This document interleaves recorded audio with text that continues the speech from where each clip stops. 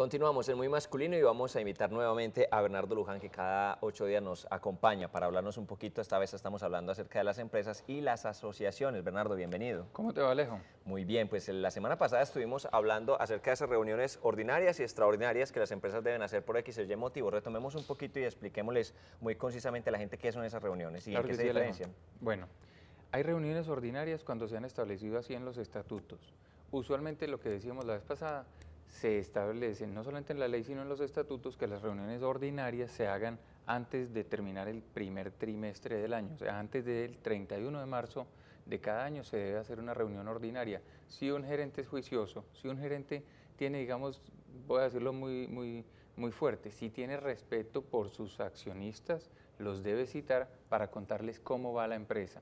Muchas veces en las empresas de familia, porque siempre lo he dicho, el dueño del negocio, el que empezó la empresa dice yo soy el que me las sé todas, o por lo menos lo piensa, no cita a sus socios porque muchas veces son la esposa o los hijos o alguna persona conocida y de confianza, dice yo por qué lo voy a citar a mostrarle toda una información cuando realmente él aquí al son de un tinto puede venir y enterarse de cómo van las cosas. Se les debe dar formalismo porque al momento en el que haya un problema dentro de la compañía, ahí se consultan los libros de accionistas, los libros de asamblea, perdón, y se debe llevar toda una secuencia que al cabo del tiempo es muy difícil de reconstruir y se debe tener toda una historia para ver cuáles decisiones se han adoptado, cuáles decisiones no se han adoptado precisamente y que la asamblea de accionistas lo habría decidido.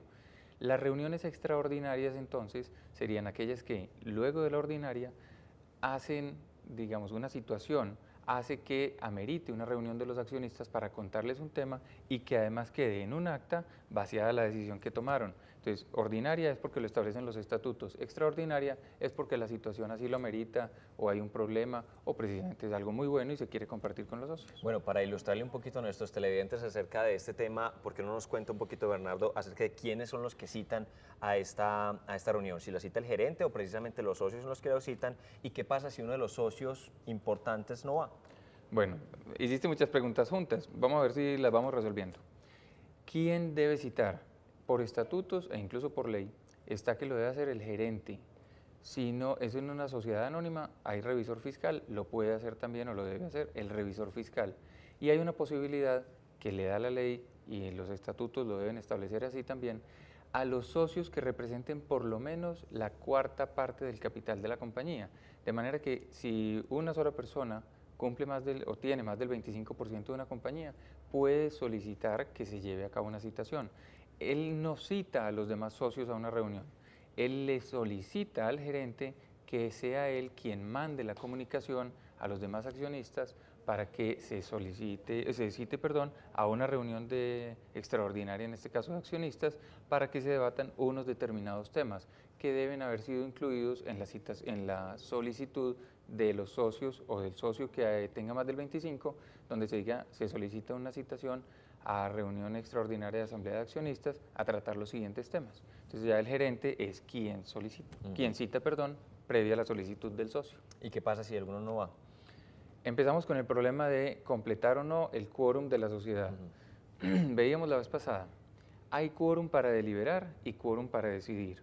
Una cosa es que yo pueda empezar la reunión porque ya tengo la mitad más una de las acciones totales de la compañía y otra cosa es que yo pueda decidir. Yo puedo empezar la reunión, pero puedo no tener el quórum suficiente para decidir una determinada propuesta que me hayan presentado. Entonces, si somos 3 los socios, con 2 podemos empezar, pero si hay una reunión, hay una decisión que tenga un quórum específico, una mayoría calificada que necesite 3 en un momento determinado, podríamos empezar a hablar, pero no podríamos decidir.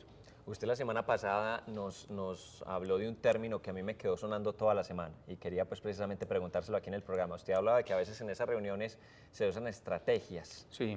¿Puede ser una estrategia el hecho de citar una reunión y no asistir? Sí, puede ser una estrategia, muchas veces es utilizada, muchas veces es desafortunadamente ejercida en perjuicio de algunos de los accionistas, porque una decisión que conviene a la sociedad puede no convenir a los intereses de un determinado socio y simplemente él, por el poder que tiene dentro de la organización, hace precisamente ejercicio de ese poder y no va a una reunión perjudicando a la sociedad misma. ¿Por qué? Porque a veces puede estar buscando llevar a cabo una negociación de las acciones suyas que, como los demás socios ven que él está estorbando mucho, pueden decir, este nos daña las decisiones acá, está dilatando, está postergando cosas que son importantes, más bien entonces comprémosle para que se salga. Puede ser definitivamente una estrategia.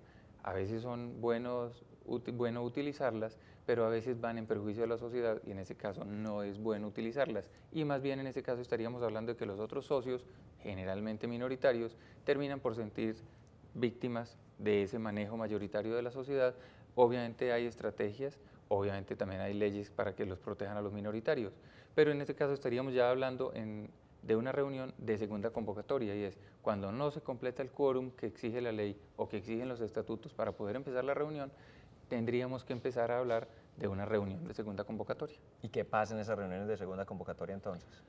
Primero, hay una cosa importante, y es las personas que pueden decidir, primero deben ser más de una. Se habla de pluralidad de personas que representen un número cualquiera de acciones dentro de la compañía. Entonces, esas reuniones de segunda convocatoria se deben hacer después de los 10 días de haber citado a esta. O sea, si hoy esta reunión se llevaba a cabo el 1º, la reunión de segunda convocatoria no debe ser citada para antes del 11, pero tampoco debe ser citada para después del 30. Entonces, no antes de 10 días ni después de 30. Entonces, cuando tenemos eso, tenemos un lapso de tiempo en el cual se debe citar a reunión de segunda convocatoria. Las decisiones que se adopten allí pueden ser válidamente adoptadas siempre y cuando, primero, haya pluralidad de personas y segundo, que se reúna un quórum deliberatorio, ya estaría con cualquier número plural, pero decisorio que no tengan los estatutos una mayoría específica. Me explico un poquito más porque pueden algunas personas de los televidentes no haber entendido esto y es bueno que lo tengan claro. Si la reforma de estatutos en una sociedad requiere, por ejemplo, el 70% de las acciones suscritas totales de la compañía, y entre las personas que fuimos a la reunión de segunda convocatoria solamente tenemos el 35%, podemos tomar algunas de las decisiones que se establecen en los estatutos e incluso la ley: aprobación de estados financieros, nombramiento de junta directiva, nombramiento de revisor fiscal, tantas otras que hay en los estatutos, pero no podríamos tomar, por ejemplo, la reforma de estatutos, que se exigiría en este caso el 70% de las acciones suscritas de la compañía, salvo que se establezca que es, por ejemplo, el 70% de las acciones presentes. Esta diferencia es fundamental, tanto que vos la tengas clara como que las personas que nos están viendo lo tengan. Es muy distinto hablar de un quórum para decidir con las acciones presentes en la reunión, que si estamos nosotros dos, el 70% de dos, seríamos dos, claro, pero la tercera persona no nos habría importado que viniera o no.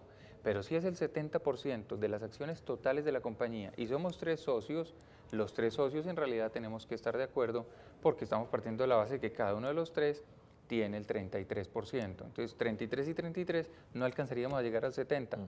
Si eso es así y se requiere el 70% de las acciones totales de la compañía, estaríamos definitivamente necesitando al tercer socio que esté presente en la reunión y que además vote favorablemente a la propuesta. Bueno, por eso pudo haber sido una estrategia de Nacho no haber estado en esta sección. Seguramente. Bueno, nosotros vamos a invitarlo para que usted dentro de 8 días nos siga contando estos temas que son tan interesantes para las personas que de una manera u otra están formando empresa, trabajan en una empresa y necesitan saber de esta clase de datos. Derecho laboral, derecho empresarial, derecho comercial, cómo no llegar a esas crisis, si usted está en esas crisis, cómo salir de ella. Con muchísimo gusto llaman, piden la cita y procuraremos atenderles en todo lo que necesiten en su empresa, muchas veces que no esté en crisis y otras veces cuando desafortunadamente llegan a la crisis y hay que tomar decisiones, ojalá no muy dolorosas, para que salgan de ella. Perfecto, Bernardo, muchísimas gracias.